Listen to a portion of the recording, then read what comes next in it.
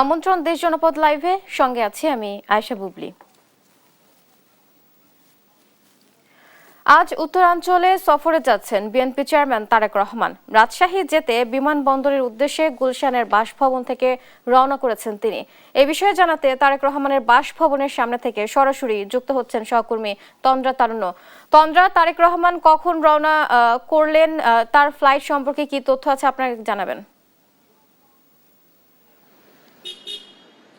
বুবলি, ধন্যবাদ আপনাকে। আপনি যেমনটি বলছিলেন যে আজকে রাষ্ট্রের উদ্দেশ্যে ইতোমধ্যেই কিন্তু আসলে রওনা করেছেন তারেক রহমান এবং তিনি তার বাসভবন থেকে কিছুক্ষণ আগে কিন্তু তিনি রওনা করেছেন। একটু জানিয়ে রাখি, প্রায় 2 দশকের পরে কিন্তু আজকে রাজশাহী মাটিতে পা রাখবেন তারেক রহমান এবং এর জন্য কিন্তু তিনি কিছুক্ষণ আগেই এখান থেকে রওনা করেছেন এবং যতটুকু জানা গেছে তিনি যেহেতু এয়ার ফ্লাইটে যাচ্ছেন সেক্ষেত্রে তিনি বিমানবন্দরের উদ্দেশ্যে কিছুক্ষণ আগে কিন্তু তিনি রওনা করেছেন এবং তার সাথে তার সহধর্মিণী ছিলেন এবং পাশাপাশি একটু জানিয়ে রাখি যে এখানে কিছু নেতাকর্মী যারা ছিলেন তারাও এখানে উপস্থিত ছিলেন এবং কিছুক্ষণ আগে কিন্তু তিনি এখান থেকে রওনা করেছেন এবং আজকে কিন্তু রাজশাহী, নাটোর, চাঁপাইনবাবগঞ্জে প্রায় 13টি নির্বাচনী এলাকার সেখানে কিন্তু যারা রয়েছেন, প্রার্থী যারা রয়েছেন তারা কিন্তু একত্রিত হবেন এবং এই জনসভায় কিন্তু আজকে বক্তব্য রাখবেন। ঠিক দুপুরের দিকে যতটুকু জানা গেছে যে দুপুরের মধ্যে তিনি আজকে পৌঁছে যাবেন রাজশাহীতে এবং সেখানে কিন্তু এই বৃহৎ জনসভায় আসলে নাটোর, চাঁপাইনবাবগঞ্জ এবং রাজশাহীর যারা রয়েছেন প্রার্থী তাদেরই সমন্বয়ে কিন্তু এখানে এই নির্বাচনী জনসভার আয়োজন করা হয়েছে, যেখানে আজকে তিনি বক্তব্য রাখবেন।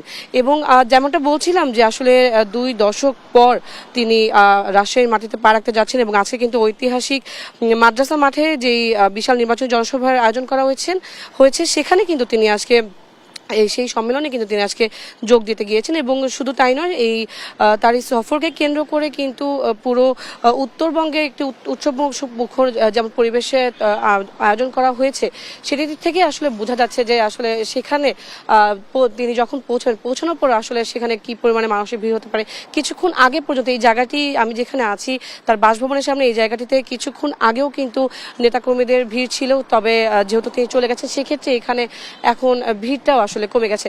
তো এখন পর্যন্ত যদি বলি, যেহেতু কিছুক্ষণ আগেই তিনি রওনা করেছেন আর কিছুক্ষণের মধ্যে তিনি বিমানবন্দরের দিকে পৌঁছে যাবেন এমনটাই আশা করা যাচ্ছে। বুবলি, এই ছিল আমার কাছে সর্বশেষ। তন্দ্রা, আপনাকে ধন্যবাদ। দর্শক, আজ উত্তরাঞ্চলে সফরে যাচ্ছেন বিএনপি চেয়ারম্যান তারেক রহমান। এই বিষয়ে বিস্তারিত তথ্য জানাচ্ছিলেন আমাদের সহকর্মী তন্দ্রা তারুণ্য। দুপুরে রাজশাহীর মাদ্রাসা মাঠে বিএনপির নির্বাচনী জনসভায় ভাষণ দেবেন তারেক রহমান। এরই মধ্যে জড়ো হতে শুরু করেছেন নেতাকর্মীরা। পরিস্থিতি জানাতে সরাসরি যুক্ত হচ্ছেন সহকর্মী সাইফুল রিপন। সাইফুল, নেতাকর্মীদের উপস্থিতি কেমন দেখছেন? সার্বিক পরিস্থিতি সম্পর্কে জানাবেন আমাদের। জনসভার প্রস্তুতি কিন্তু ইতিমধ্যেই সম্পন্ন হয়েছে এবং এই জনসভাকে কেন্দ্র করে কিন্তু নিশ্চিদ্র নিরাপত্তা ব্যবস্থা যেমন জোরদার করা হয়েছে এবং এই নির্বাচনী জনসভায় অংশগ্রহণ করতে সকাল থেকেই রাজশাহী বিভাগের যে বিভিন্ন এলাকা রয়েছে সেই এলাকাগুলো থেকে এই দলটির যারা তৃণমূলের নেতাকর্মীরা রয়েছেন এই রাজশাহীর মাদ্রাসা মাঠের জনসমাবেশ স্থলে কিন্তু ইতিমধ্যেই তারা আসতে শুরু করেছেন এবং বিএনপি চেয়ারম্যান তারেক রহমান দুপুর 1:45 নাগাদ কিন্তু রাজশাহী বিমানবন্দরে এসে পৌঁছানোর কথা রয়েছে এবং সেখান থেকে হজরত শাহ মখদুম রহমতুল্লাহি আলাইহের মাজার জিয়ারত করে তিনি এই নির্বাচনী জনসভায় অংশগ্রহণ করবেন এবং এখানকার যারা স্থানীয় দলীয় মনোনয়নপ্রাপ্ত যারা রয়েছেন নির্বাচনে অংশগ্রহণ করবেন তাদের কিন্তু পরিচয় করিয়ে দেওয়া হবে বিএনপির পক্ষ থেকে এবং সেটি করিয়ে দেবেন বিএনপি চেয়ারম্যান তারেক রহমান। এবং এই নির্বাচনী জনসমাবেশকে কেন্দ্র করে কিন্তু ইতিমধ্যেই এখানকার যারা স্থানীয় নেতাকর্মী রয়েছেন তার পাশাপাশি কিন্তু সাধারণ মানুষের মধ্যেও ব্যাপক উৎসাহ উদ্দীপনা কিন্তু আমরা লক্ষ্য করছি এবং তারা যেটি বলছেন যে দীর্ঘ 22 বছর পর বিএনপি চেয়ারম্যান তারেক রহমান রাজশাহীর কোনো জনসমাবেশে অংশ নিচ্ছেন। খুব স্বাভাবিকভাবেই দীর্ঘ সময় বিএনপি চেয়ারম্যান তারেক রহমানকে সরাসরি দেখতে না পাওয়ার যে আকাঙ্ক্ষা, যে দেখতে পাওয়ার পাওয়ার যে আকাঙ্ক্ষা, সেই আকাঙ্ক্ষা থেকে কিন্তু তারা গভীর উৎসাহ উদ্দীপনা নিয়ে তারা অপেক্ষা করছেন। এবং আমরা যতটুকু জানতে পেরেছি যে বেলা 2টা নাগাদ এই জনসমাবেশটি আনুষ্ঠানিকতা শুরু হবে এবং এখানে উপস্থিত যারা সাধারণ মানুষ রয়েছেন, দলের নেতাকর্মীরা রয়েছেন, তাদের সাথে শুভেচ্ছা বিনিময় করবেন এবং পাশাপাশি গণ অভ্যুত্থানে যারা শহীদ এবং আহত হয়েছেন সেই সকল পরিবারের সাথে তিনি সাক্ষাৎ করবেন। পাশাপাশি আগামী 12ই ফেব্রুয়ারি নির্বাচনে ধানের শীষ প্রতীকে ভোট চাইবেন বিএনপি চেয়ারম্যান তারেক রহমান এবং এই রাজশাহীর এই জনসভায় অংশগ্রহণের পাশাপাশি তিনি নওগাঁ এবং বগুড়াতেও কিন্তু আজকে দুটি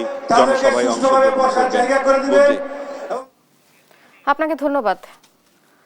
রাজশাহী পৌঁছে শাহ মখদুম রহমতুল্লাহি আলাইহি মাজার জিয়ারত করবেন তারেক রহমান। সেখানে আছেন সহকর্মী কাজী শাহেদ, সরাসরি যুক্ত হচ্ছেন তিনি। শাহেদ, তারেক রহমান মাজারে কখন পৌঁছাতে পারেন এবং সেখানকার প্রস্তুতি কি জানাবেন? বুবলি, ইতিমধ্যেই শাহ মখদুম দরগাকে ঘিরে যে নিরাপত্তা বলয়, সেটি আইন শৃঙ্খলা বাহিনীর যারা সদস্যরা আছেন তারা গ্রহণ করেছেন। আমরা যদি একটু দেখানোর চেষ্টা করি, রাজশাহী শাহ মখদুম বিমানবন্দরে নামার পরেই বিএনপি চেয়ারম্যান তারেক রহমান সরাসরি এখানে আসবেন। তিনি শাহ মখদুমের যে দরগা শরীফ আছে তিনি জিয়ারত করবেন, এখানে দুপুরে নামাজ আদায় করবেন, এমনটি কথা আছে। এবং সেই থেকে ঘিরে চেয়ারম্যানের যে সিকিউরিটি ফোর্স আছে তারা নিরাপত্তা বলয় গড়ে তুলেছেন। এছাড়া র্যাব সদস্যরা দায়িত্ব নিয়েছেন, পুলিশের সদস্যরাও দায়িত্ব নিয়েছেন। পুরো নিরাপত্তা বলয় গড়ে তোলা হয়েছে শাহ মখদুম রূপস এই দরগাকে ঘিরে। এবং বলা যায় যে অনেক নেতাকর্মীরাও এখানে যাতে ভিড় করতে না পারেন সেজন্য আইনশৃঙ্খলা বাহিনীর পক্ষ থেকে পুরো নিরাপত্তা বলয় গড়ে তোলা হয়েছে। এই রাস্তা থেকে যে গাড়ি যানবাহন যে চলাচল করে সেটি বন্ধ করে দেওয়া হয়েছে আইনশৃঙ্খলা বাহিনীর পক্ষ থেকে। আইনশৃঙ্খলা বাহিনীর সদস্যরা যেটি বলছেন যে তিনি যেন নির্বিঘ্নে বিমানবন্দর থেকে এসে তার যে গাড়ি বহর আছে সেটি প্রবেশ করে এখানে যে মাজারটি জিয়ারত করতে পারেন। এবং এখানে আমরা যদি একটু কথা বলার চেষ্টা করি, আপনার কাছ থেকে একটু জানতে চাই, দীর্ঘদিন পরে আপনাদের চেয়ারম্যান আসছে, কেমন লাগছে? আমরা খুব আনন্দিত। দীর্ঘ 22 বছর পর আমাদের চেয়ারম্যান সাহেব জনাব তারেক রহমান রাজশাহীতে আসছেন। রাজশাহীবাসী আমরা গর্বিত এবং তাকে সাদর আমন্ত্রণে গ্রহণ করার জন্য রাজশাহীবাসী আমরা তথা বিএনপির নেতাকর্মীগণ প্রস্তুত আছি। রাজশাহীতে শাহ মখদুম সাহেবের মাজারে প্রথম আসার কথা ওনার, এবং এখান থেকে জনসভায় যাওয়ার কথা। ধন্যবাদ আপনাকে। আমরা কথা বলছিলাম এবং যদি একটু দেখানোর চেষ্টা করব যে আইন শৃঙ্খলা বাহিনীর সদস্য যারা আছেন তারা পুরো নিরাপত্তা বলয় গড়ে তুলেছেন এবং শাহ মখদুমের এই মাজার জিয়ারতকে ঘিরে শেষ মুহূর্তের যে প্রস্তুতি আইন শৃঙ্খলা বাহিনীর সেটিও আমরা দেখছি। পুলিশের ঊর্ধ্বতন কর্মকর্তারাও এখানে আসছেন এবং আইন শৃঙ্খলা বাহিনীর সদস্যরা যেটি বলছেন যে যাতে বিএনপি চেয়ারম্যান মাজারটি জিয়ারত করতে পারে নির্বিঘ্নে এবং নিরাপত্তা বলয় সেভাবেই গড়ে তোলা হয়েছে। তো এই ছিল বুবলি, রাজশাহী থেকে আমার কাছে তারেক রহমানের শাহ মখদুমের মাজার জিয়ারত নিয়ে সর্বশেষ ফিরছি স্টুডিওতে। শাহেদ, আপনাকে ধন্যবাদ। দর্শক, এতক্ষণ সরাসরি যুক্ত ছিলেন সহকর্মী শাহেদ। দেখছেন দেশ জনপদ লাইভ।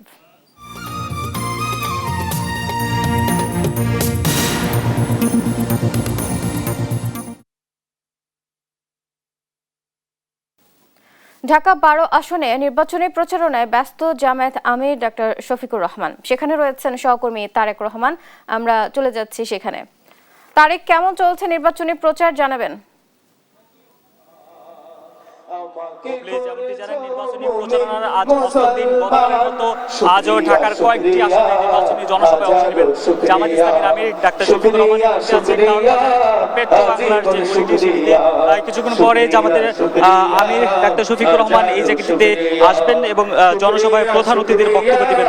এবং ঢাকা 12 আসনের জামাত মনোনীত এবং 11 দলীয় যে জোট সমর্থিত যে প্রার্থী রয়েছেন সাইফুল আলম খান মিলনের সমর্থনে তিনি নির্বাচনী জনসভায় কথা বলবেন। আমরা ইতিমধ্যে দেখছি এই জায়গাটিতে ঢাকার 12 আসন থেকে বিভিন্ন জায়গা থেকে নেতাকর্মীরা এই জায়গাটিতে এসে ইতিমধ্যে উপস্থিত হয়েছেন এবং যে জনসভাটি কিন্তু শুরু হয়েছেন আমরা দেখছি এই জায়গাটিতে ঢাকা 12 আসনের জামাত ইসলামের বিভিন্ন ইউনিটের নেতাকর্মীরা এই জায়গাটিতে এসে উপস্থিত হয়েছেন। এবং একটু যদি বলে রাখি, আজ সকালেই জামাত জামাতের আমির ডাক্তার শফিকুর রহমান বাংলাদেশে নিযুক্ত যুক্তরাষ্ট্রের রাষ্ট্রদূতের সঙ্গে বৈঠক করেছেন এবং এর পরপর ইউরোপীয় ইউনিয়নের যে রাষ্ট্রদূত রয়েছে তার সঙ্গে কথা বলেছেন। এই দুইটি বৈঠকে বাংলাদেশের যে আর্থ রাজনৈতিক পরিস্থিতি, সামনে নির্বাচন এবং যে সংস্কার প্রসঙ্গে কিন্তু আলোচনা হয়েছে। একটু যদি বলে রাখি, কিছুক্ষণ পরে জামাত ইসলামের আমির ডাক্তার শফিকুর রহমান এই ঢাকা 12 আসনের যে জামাত মনোনীত প্রার্থী সাইফুল আলম খান মিলনের সমর্থনে নির্বাচনী জনসভায় উপস্থিত হবেন। আমরা ইতিমধ্যে দেখছি যে এই আসনের যে জামাত মনোনীত প্রার্থী সাইফুল আলম খান মিলন এবং যেই জামাত ইসলামের নেতাকর্মীদেরকে আমরা এই জায়গাটিতে উপস্থিত হতে দেখছি। কিছুক্ষণ পরই জামাতের আমির ডাক্তার শফিকুর রহমান এই জায়গাটিতে এসে উপস্থিত হয়ে তার প্রধান অতিথির বক্তব্য রাখবেন এবং এর পরপর তিনি মিরপুরে আরেকটি জনসভায়, নির্বাচনী জনসভায় তিনি অংশ নেবেন। মিরপুরের পর বনানীর বিকেলে বনানী অর্থাৎ ঢাকা 17 আসনের আরেকটি নির্বাচনী জনসভায় যোগ দিবেন। তারেক, আপনাকে ধন্যবাদ। নির্বাচনী সফরে রাজশাহীর কর্মসূচি নওগাঁ ও বগুড়ায় যাবেন তারেক রহমান। এ নিয়ে আরো জানাতে সরাসরি যুক্ত হচ্ছেন সহকর্মী কাজী কামাল হোসেন ও সঞ্জু রায়। প্রথমে যাচ্ছি নওগাঁয়। কামাল, তারেক রহমানের নওগাঁ সফর নিয়ে বিস্তারিত জানাবেন। বুবলি, দীর্ঘ 20 বছর পর নওগাঁ নির্বাচনী জনসভায় আসছেন বিএনপির চেয়ারম্যান তারেক রহমান। 2006 সালের একসময় বিএনপির এই নেতা নওগাঁ এসেছিলেন এবং তখন তিনি দায়িত্বে ছিলেন, মূলত বিএনপির সিনিয়র যুগ্ম মহাসচিবের দায়িত্বে ছিলেন। আজকে এখানে নওগাঁয় জনসভা হওয়ার কথা ছিল বিকেল 3টা 30 মিনিটে, কিন্তু 2 ঘন্টা পিছিয়ে দিয়ে বিকেল 5টা 30 মিনিটে এখানকার জনসভার সময় নির্ধারণ করা হয়েছে, জেলা বিএনপি সূত্রে যেটা আমরা জেনেছি। এবং নওগাঁর এটিএম মাঠে এই জনসভাটা শুরু হওয়ার কথা রয়েছে এবং সকাল থেকে মূলত বিএনপি পাগল নেতাকর্মীরা এখানে অবস্থান নিয়েছে। আইন শৃঙ্খলা রক্ষাকারী বাহিনী গতকাল থেকে ডগ স্কোয়াড দিয়ে আইন শৃঙ্খলা তদারকি করছেন এবং নিশ্চিত নিরাপত্তা ব্যবস্থা করেছেন। এর পাশাপাশি আমি একটু দেখানোর চেষ্টা করবো যেখানে মঞ্চ তৈরি অনেক আগেই, গতকাল থেকে মঞ্চ তৈরির কাজ শেষ হয়েছে। এখন নেতাকর্মীরা বিভিন্নভাবে বিভিন্ন জায়গা থেকে আসা শুরু করেছে মাঠে। এখন পর্যন্ত মাঠের যে নিয়ন্ত্রণ বলতে গেলে পুলিশ সহ সাদা পোশাকের বিভিন্ন গোয়েন্দা সংস্থা, বিভিন্ন বাহিনী অবস্থান নিয়েছেন এবং তারা মোটামুটি মাঠের নিয়ন্ত্রণ নিয়ে নিয়েছেন এবং তারা প্রচন্ড পরীক্ষা নিরীক্ষা করে চেক করে করে এখানে লোক প্রবেশ করাচ্ছেন। আমি জানিয়ে রাখি বুবলি, দীর্ঘ 20 বছর পর তারেক রহমান নওগাঁয় আসার কারণে নেতাকর্মীদের মধ্যে একটি বেশ কিছু উচ্ছ্বাস উদ্দীপনা লক্ষ্য করা গেছে এবং নেতাকর্মীরা চাচ্ছেন যে তারেক রহমানের সুনির্দিষ্ট কিছু পরামর্শ, মতামত এবং কিছু পরিকল্পনার কথা জানাবেন এবং সেই পরিকল্পনা নিয়ে তারা আগামীতে নওগাঁকে গড়ার কাজ করবেন। আরেকটি বিষয় জানিয়ে রাখি, নওগাঁর 6টি সংসদীয় আসনের 6 জন সংসদ সদস্য পদপ্রার্থীকে তারেক রহমান এখানে পরিচয় করিয়ে দিবেন, পাশাপাশি বগুড়ার জয়পুরহাটের 2 জনকে পরিচয় করে দিবেন। তো নওগাঁ থেকে মোটামুটি আমার কাছে এমনটি ছিল সর্বশেষ তথ্য। আমি ফিরছি সহকর্মী বগুড়ার সহকর্মী সঞ্জু রায়ের কাছে। সঞ্জু রায়, আপনি জানাবেন সেখানকার সর্বশেষ কি অবস্থা? কামাল, ধন্যবাদ আপনাকে। দীর্ঘ 19 বছর পর পিতৃভূমি বগুড়ায় আসছেন তারেক রহমান। সারা দেশের কোটি জনতার চেয়ে বগুড়ার মানুষের কিন্তু তাদের সন্তানের প্রতি আবেগ এবং অনুভূতির জায়গাটা একটু আলাদা। 2006 সালের 24শে ডিসেম্বর সর্বশেষ কিন্তু তারেক রহমান তার ছোট ভাই আরাফাত রহমান কোকোকে নিয়ে এই বগুড়ায় এসেছিলেন। তবে তখনকার প্রেক্ষাপট আর এখনকার প্রেক্ষাপটের মধ্যে কিন্তু রাত দিন ভিন্নতা দেখছেন, পার্থক্য দেখছেন বগুড়ার আপামর জনসাধারণ। তিনি কিন্তু আজকে শহরের আলতাফুন্নেসা খেলার মাঠে প্রধান অতিথি হিসেবে জনসমাবেশে বক্তব্য রাখবেন। ইতিমধ্যেই সকল প্রস্তুতি কিন্তু সম্পন্ন করা হয়েছে। শুধু তাই নয়, আগামীকাল কিন্তু তার বগুড়া সদর তার নির্বাচনী এলাকায় গণসংযোগ করার কথা রয়েছে। এরপর কিন্তু তিনি রংপুর আবু সাইদের কবর জিয়ারত এবং রংপুরের জনসমাবেশে বক্তব্য রাখবেন। তার এই সমাবেশকে ঘিরে কিন্তু নানামুখী প্রস্তুতি নেওয়া হয়েছে। আমরা একটু সরাসরি কথা বলবো সমাবেশ মঞ্চ এবং তার এই সমাবেশকে ঘিরে কি কি ব্যবস্থা আপনারা রেখেছেন। ধন্যবাদ দেশ টিভিকে। দীর্ঘ 17 বছর পর আমাদের নেতা বাংলাদেশে পদার্পণ করেছেন এবং দীর্ঘ 19 বছর পর উনি বগুড়ায় আসছেন। আজকে এই সমাবেশের প্রধান অতিথি উনি। এই সমাবেশকে ঘিরে আমরা বিএনপির নেতৃত্বে যুবদল, ছাত্রদল সবাই আমরা এই সমাবেশকে যাতে সাকসেস হয়, পাশাপাশি আমাদের মাঠে আপনার প্রায় 150টি মাইক লাগানো আছে এবং ইয়াকুব স্কুলের মোড়, ভিএম স্কুলের মোড়ে 2টা এলইডি আছে এবং মাঠে আইন শৃঙ্খলা যাতে সুস্থ সুন্দরভাবে সমাবেশটা আমরা সফল করতে পারি সেজন্য আমরা যুবদল, ছাত্রদল, স্বেচ্ছাসেবক দলের প্রায় 250 জন আমরা নিরাপত্তা বা দর্শকদের সাথে মানে যারা। ধন্যবাদ আপনাকে। আপনারা শুনছিলেন আসলে বুবলি নেতা কর্মীদের মাঝে যে উৎসাহ উদ্দীপনা আমরা দেখেছি গতকাল ভোর পর্যন্ত, এবং আজকে সকালের আলো ফুটতে না ফুটতে কিন্তু এই মাঠে শত শত মানুষ কিন্তু উপস্থিত হয়েছেন তারেক রহমানের এই সমাবেশ মঞ্চ দেখার জন্য, এবং তারা যিনি প্রত্যাশা করছেন যে তারেক রহমানকে দেখার জন্য লাখো মানুষের সমাগম ঘটবে। কামাল এবং সঞ্জু, আপনাদের ধন্যবাদ। দর্শক, তারেক রহমানের নওগাঁ এবং বগুড়া সফর নিয়ে বিস্তারিত জানাচ্ছিলেন আমাদের সহকর্মীরা। দর্শক, নির্বাচনের প্রচার নিয়ে সবশেষ খবর জানাতে সাভার, ব্রাহ্মণবাড়িয়া ও লালমনিরহাট থেকে সরাসরি যুক্ত হচ্ছেন সহকর্মী দেওয়ান ইমন, মেহেদিনুর পরশ ও জামাল বাদশাহ। ইমন, কেমন চলছে সেখানকার প্রচার প্রচারণা, কি বলছেন প্রার্থী ও ভোটাররা, কি তথ্য আছে জানাবেন? বুবলি, নির্বাচনের দিনক্ষণ যতই ঘনিয়ে আসছে প্রার্থীদের ব্যস্ততাও যেন ততই বাড়ছে। সকাল থেকে রাত অব্দি দেখছি যে পাড়া মহল্লা চষে বেড়াচ্ছেন প্রার্থী এবং তার যে কর্মী সমর্থকরা। তারা এখন যে জায়গাটিতে রয়েছে আমরা, এটি সাভারের রেডিও কলোনি ঈদগাহ মাঠ এলাকা। এখানে দেখতে পাচ্ছি নির্বাচনী পথসভা করছেন বিএনপি মনোনীত ধানের শীষের যিনি প্রার্থী রয়েছেন ডাক্তার দেওয়ান মোহাম্মদ সালাউদ্দিন বাবু, তিনি এবং তার সাথে অন্যান্য যারা স্থানীয় নেতৃবৃন্দ রয়েছেন তারা কিন্তু এখানে এসে তাদের সেই প্রচারণা চালাচ্ছেন। এখানে দেখতে পাচ্ছি যে স্থানীয় যারা ভোটাররা রয়েছে তারা কিন্তু এই ঈদগাহ মাঠে রয়েছেন এবং তাদের মধ্যেই কিন্তু যে প্রতিশ্রুতির যে ফুলঝুরি আছে সেটি কিন্তু তাদের মধ্যে ছড়িয়ে দেওয়া হচ্ছে এবং বিএনপি রাষ্ট্র ক্ষমতায় গেলে কি কি ধরনের উন্নয়ন করবে, সাধারণ মানুষের জন্য কি কি ধরনের উন্নয়ন তারা করবেন সেই প্রতিশ্রুতিগুলি কিন্তু এখানে তুলে ধরা হচ্ছে এবং এই পৌরসভা থেকে কিন্তু সেই প্রতিশ্রুতিগুলোই দিচ্ছেন এখানে যারা প্রার্থী রয়েছেন তারা, এবং সেই কার্যক্রমটি কিন্তু তারা সকাল থেকে রাত অবধি পরিচালনা করছেন। তো এই ছিল আমার কাছে নির্বাচনী সাভার থেকে বিস্তারিত। এই বিষয়ে নির্বাচনের আরো খবর জানতে চলে যাব ব্রাহ্মণবাড়িয়া, সেখানে রয়েছেন সহকর্মী পরশ। পরশ জানাবেন সেখানে কি দেখছেন নির্বাচনী আমেজ। যে ইমন, আপনাকে ধন্যবাদ। ত্রয়োদশ জাতীয় সংসদ নির্বাচনের দিন যতই ঘনিয়ে আসছে ততই প্রার্থীদের সরগরম হয়ে উঠেছে। ব্রাহ্মণবাড়িয়ার 6টি আসনে 48 জন প্রার্থী প্রতিদ্বন্দ্বিতা করছেন। এসব প্রার্থীরা প্রতিদিনই সকাল থেকে রাত পর্যন্ত ভোটারদের দ্বারা দ্বারে গিয়ে নানা প্রতিশ্রুতি দিয়ে কিন্তু তারা ভোট প্রার্থনা করছেন। তো আমি এখন দাঁড়িয়ে আছি ব্রাহ্মণবাড়িয়ার 4 কসবা আখড়া আসন, এটি সীমান্তবর্তী এলাকা। এই আসনে 7 জন প্রার্থী প্রতিদ্বন্দ্বিতা করছেন। এই আসনে বিএনপির যে মনোনীত প্রার্থী মুশফিকুর রহমান, তিনি কিন্তু আজ সকাল থেকে আখড়া উপজেলার বিভিন্ন স্থানে কিন্তু তিনি গণসংযোগ করছেন এবং ভোটারদের দ্বারে দ্বারে গিয়ে কিন্তু তিনি ভোট চাচ্ছেন নানা প্রতিশ্রুতি দিয়ে। তো মূলত আমরা সকাল থেকে যেটা লক্ষ্য করেছি যে যেসব ভোটাররা রয়েছে তারা কিন্তু বলছেন যে যারা এলাকার উন্নয়ন করবে এবং এলাকার সার্বিক দিক দেখে রাখবে তাদেরকে কিন্তু বেছে নেবেন। এখন আমি একটু কথা বলবো যে জেলা বিএনপির সাংগঠনিক সম্পাদক, আপনার সাথে যে আপনারা কেমন প্রতিশ্রুতি পাচ্ছেন ভোটারদের কাছে? ভোটাররা অনেক খুশি। মুশফিকুর রহমানকে ধানের শীষের প্রতীক দেওয়ায় কসবা আখড়া সর্বস্তরের জনগণ অত্যন্ত আনন্দিত, কারণ উনি এই এলাকার 2001 থেকে 2006 সাল পর্যন্ত প্রতিনিধিত্ব করেছেন।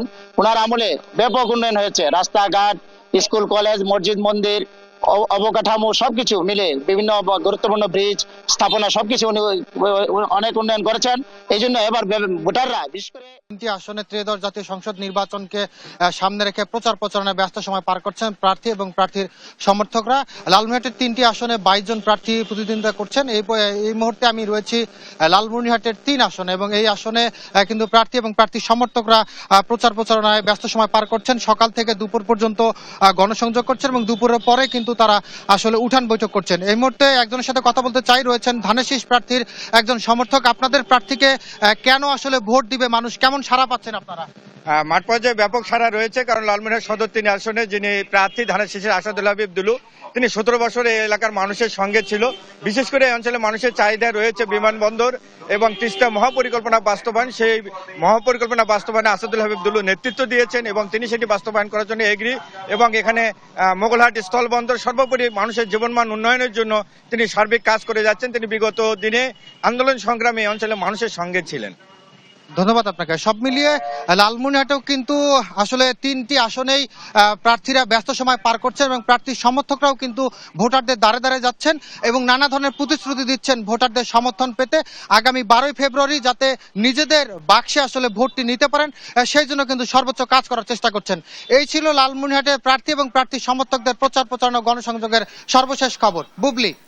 শেরপুরে বিএনপি ও জামায়াতে ইসলামের নেতাকর্মীদের মধ্যে সংঘর্ষের ঘটনায় শ্রীবরদী উপজেলায় জামায়াতের সেক্রেটারি রেজাউল করিম নিহত হয়েছেন। এ নিয়ে বিস্তারিত জানাতে সরাসরি যুক্ত হচ্ছেন সহকর্মী নাইম ইসলাম। নাইম, নিহত রেজাউল করিমের জানাজা কখন এবং এ সম্পর্কিত কি কর্মসূচি রয়েছে জানাবেন। বুবলি, আপনি যেমনটি বলছিলেন, শেরপুরের শ্রীবরদী উপজেলা জামাতের সেক্রেটারি মাওলানা রেজাউল করিমের মৃত্যুর ঘটনাকে কেন্দ্র করে শেরপুরে পরিস্থিতি রাত্রি পর্যন্ত থমথমে অবস্থা থাকলেও এখন স্বাভাবিক হয়েছে পরিবেশ।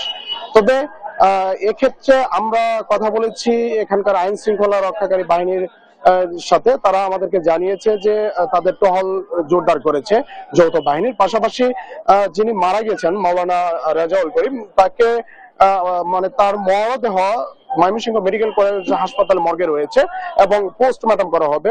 মরদেহ ময়নাতদন্তের পর শেরপুরে নিয়ে আসা হবে এবং জামাতের ময়মনসিংহ মহানগরীর নেতৃবৃন্দ যে সিদ্ধান্ত দিবেন সেই সিদ্ধান্ত অনুযায়ী তার নামাজে জানাজা অনুষ্ঠিত হবে এবং নামাজে জানাজা অনুষ্ঠিত হওয়ার পর বাকি কর্মসূচি ঘোষণা করা হবে। এবং এই ক্ষেত্রে এখানকার জামাতের যে নেতৃবৃন্দ যারা রয়েছেন তারা এই ঘটনায় উদ্বেগ জানিয়েছেন এবং প্রশাসনের কাছে বিচারের দাবি জানিয়েছেন এবং 24 ঘন্টার আলটিমেটাম বেঁধে দিয়েছেন। যারা দোষী তাদেরকে দ্রুত সময়ের মধ্যে, অর্থাৎ এই বেঁধে দেওয়া আলটিমেটামের মধ্যেই যেন আইনের আওতায় আনা হয়, এমনটাই জামাতের নেতৃবৃন্দ জানিয়েছেন। তবে উল্টো অভিযোগ করেছে বিএনপির পক্ষ থেকে জানানো হয়েছে যে তাদের উপরই হামলা করা হয়েছে এবং বিএনপির প্রায় 40 জন নেতাকর্মী আহত অবস্থায় আছে।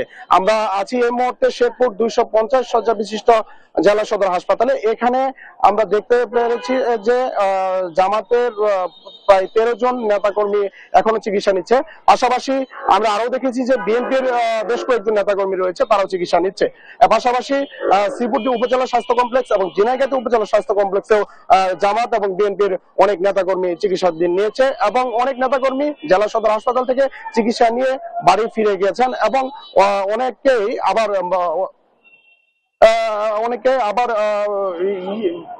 উন্নত চিকিৎসার জন্য ময়মনসিংহ মেডিকেল কলেজ হাসপাতালে প্রেরণ করা হয়েছে। এই ছিল আমার কাছে শেরপুরের সর্বশেষ পরিস্থিতির খবর। নাইম, আপনাকে ধন্যবাদ। জাতীয় সংসদ নির্বাচনকে সামনে রেখে নড়াইল 2 আসনের প্রতিদ্বন্দ্বী প্রার্থীদের একই মঞ্চে উপস্থিত রেখে চলছে জনতার মুখোমুখি অনুষ্ঠান। এ বিষয়ে আরো জানাতে নড়াইল থেকে সরাসরি যুক্ত হচ্ছেন সহকর্মী শরীফুল ইসলাম। শরীফুল, এই ধরনের অনুষ্ঠানের বিষয়ে স্থানীয় ভোটাররা কি বলছেন জানাবেন। জি ধন্যবাদ। আসলে যেমনটি বলছেন, আসন্ন 13 জাতীয় সংসদ নির্বাচন হতে যাচ্ছে আগামী 12ই ফেব্রুয়ারি। এই যে সংসদ নির্বাচন অনুষ্ঠিত হবে, এই নির্বাচনকে কেন্দ্র করে কিন্তু নড়াইল যে 2টি আসন রয়েছে, নড়াইল 2 আসন রয়েছে, নড়াইল সদরের এক অংশ এবং লোহাগড়া উপজেলা নিয়ে গঠিত। এই আসনের যে সংসদ সদস্য প্রার্থীরা রয়েছেন তাদেরকে নিয়ে কিন্তু আজকের এই সুশাসনের জন্য নাগরিক সুজনের আয়োজনে কিন্তু আজকের এই যে জনগণের মুখোমুখি অনুষ্ঠানটি কিছুক্ষণ আগেই শুরু হয়েছে। এখানে যে 8 জন প্রার্থী রয়েছে তার মধ্যে কিন্তু 5 জন ইতিমধ্যে আমাদের এখানে উপস্থিত হয়েছেন। জামাত মনোনীত প্রার্থী আতাউর রহমান বাচ্চু রয়েছেন, ইসলামী আন্দোলন মনোনীত প্রার্থী তাজুল ইসলাম এবং রয়েছেন আমাদের এখানে ফাইকুল জামান যিনি জাতীয় পার্টি মনোনীত প্রার্থী এবং রয়েছেন ফরিদা ইয়াসমিন নামে একজন রয়েছেন যিনি জাহাজ প্রতীকে স্বতন্ত্র প্রার্থী হিসেবে নির্বাচন করেছেন এবং শোয়েব আলী নামে একজন রয়েছেন তিনি ছড়ি প্রতীকে নির্বাচন করেছেন। যে সুজনের যে সভাপতি রয়েছেন মনিরুজ্জামান মল্লিক এবং সাধারণ সম্পাদক রয়েছেন আমাদের এখানে মাহফুজুর রহমান লাবু। এখানে বিভিন্ন শ্রেণী পেশার মানুষ কিন্তু এখানে উপস্থিত রয়েছেন বলে আমরা এখান থেকে তারা কিন্তু ইতিমধ্যেই যে সব প্রার্থী রয়েছেন তাদের কাছে কিন্তু লিখিত আকারে বিভিন্ন ধরনের প্রশ্ন এবং নড়াইলের যে উন্নয়ন রয়েছে বিভিন্ন ধরনের সমস্যা রয়েছে সেই সমস্যার বিষয়ে কিন্তু তারা যেসব প্রার্থী এখানে উপস্থিত রয়েছেন তাদের সঙ্গে কাছে কিন্তু সেই লিখিত আকারে সেই প্রশ্নগুলো তুলে ধরেছেন। কিছুক্ষণের মধ্যেই যে এখানে যে প্রার্থীরা রয়েছেন তারা কিন্তু সেই পাবলিকের যে জনগণের প্রশ্নগুলো কিন্তু তারা সেই তাদের পক্ষ থেকে কি সে প্রার্থীরা রয়েছেন তারা কিন্তু উত্তর দিবেন বলে আমাদেরকে জানিয়েছেন। তো এই বিষয়ে আমরা একটু কথা বলবো। এখানকার যে আয়োজক কমিটির যে সভাপতি রয়েছেন সভাপতি জনাব মনিরুজ্জামান মল্লিক রয়েছেন, আমরা তার সঙ্গে একটু কথা বলার চেষ্টা করছি যে কেন এবং কি জন্য আজকের এই আয়োজন, সেই সম্পর্কে আমরা একটু জানার চেষ্টা করছি। যে একটু জানাবেন যে কেন, কি জন্য আজকে আপনাদের এই আয়োজন? আসসালামু আলাইকুম। নড়াইল জেলার সুশাসনের জন্য নাগরিক সুজন আয়োজিত আজকের জনতার মুখোমুখি অনুষ্ঠানে উপস্থিত আছেন নড়াইলের যারা এই ত্রয়োদশ সংসদ নির্বাচনের সংসদ সদস্য পদপ্রার্থী এবং জনগণ। তাদের মাঝে আমরা এই সমন্বয় এবং যোগাযোগটা এই স্থাপন করতে চাই যে আগামী দিনে যারা নির্বাচিত হয়ে নড়াইলের নেতৃত্ব দেবেন, মূলত তারা নড়াইলের উন্নয়ন পরিকল্পনা নিয়ে তাদের কি ভাবনা, তারা নড়াইলকে কোন দৃষ্টিভঙ্গিতে দেখেন। এখানে বিভিন্ন প্রার্থীর বিভিন্ন দৃষ্টিভঙ্গি, পরিকল্পনা এবং আদর্শ আছে, এবং একই সাথে নড়াইলের যে জনগণ আছেন তাদের সমস্যা এবং নড়াইলের এই সমস্যা থেকে উত্তরণ, জনপ্রতিনিধি নির্বাচিত হওয়ার পর তাদের প্রত্যাশা কতটুকু পূরণ হবে, কিভাবে সমাধান করবেন, তারা নিয়মিত তাদের সাথে কিভাবে যোগাযোগ রক্ষা করবেন। অতীতে আমরা দেখেছি যে নির্বাচিত হওয়ার পর তারা জনগণ থেকে বিচ্ছিন্ন হয়ে যান। সেই জায়গায় তারা জনগণের সাথে কতটুকু দায়বদ্ধ থাকবেন, সেই প্রতিশ্রুতি আজকে সরাসরি জনগণের সামনে যাতে তারা উপস্থাপন করেন, সেই লক্ষ্য নিয়েই সুজনের আজকের এই আয়োজন। এখানে যারা পদপ্রার্থী হিসাবে আমাদের অনুষ্ঠানে উপস্থিত হয়েছেন যেমনটি শুনছিলেন, আয়োজকরা জানাচ্ছিলেন আসলে কেন কি জন্য আজকের আয়োজন। তো এখানে যে 5 জন প্রার্থী রয়েছেন, সাধারণ যে নড়াইল জেলার যে বিভিন্ন ধরনের সমস্যা, স্বাস্থ্য সমস্যা রয়েছে, সড়ক যোগাযোগের সমস্যা রয়েছে, বিশ্ববিদ্যালয়, সব বিভিন্ন ধরনের দাবি রয়েছে নড়াইলের সাধারণ মানুষের সব প্রার্থীদের কাছ থেকে। তো এই ছিল নড়াইলের যে সুজনের আয়োজনের যে নাগরিক জনতার মুখোমুখি যে অনুষ্ঠান, তার সর্বশেষ। শরীফুল, আপনাকে ধন্যবাদ। দর্শক, এই ছিল এখনকার দেশ জনপদ লাইভ। এতক্ষণ সাথে থাকার জন্য ধন্যবাদ।